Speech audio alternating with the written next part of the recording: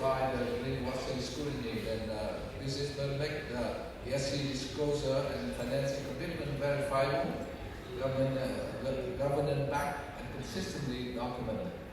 So treating it as a financial statement of yourself, so one need to be measurable, auditable, and defensible in their reporting both externally and internally to keep it consistent and comply with those requirements. And from Vincent? Okay, I guess probably I'll look at it a bit more.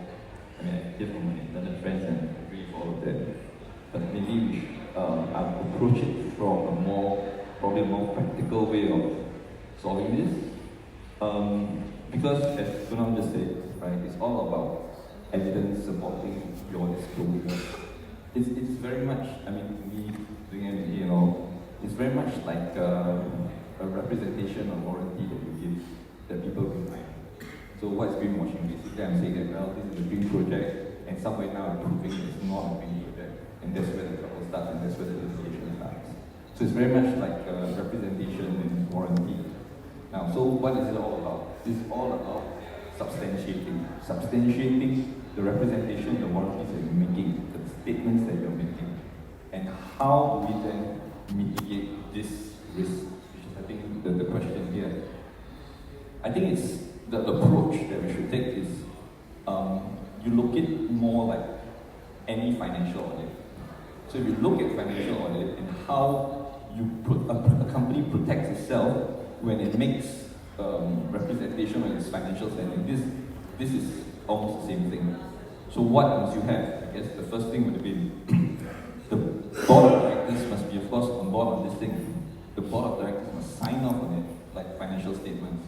You have to sign off that these are the declarations. So the top management of the company must be very aware of what the representations are being made vis-a-vis the green representations. Then the second thing is, of course, for the company, the board doesn't do everything. So you must make sure you get the appropriate senior management people to actually supervise and make sure that it's properly implemented.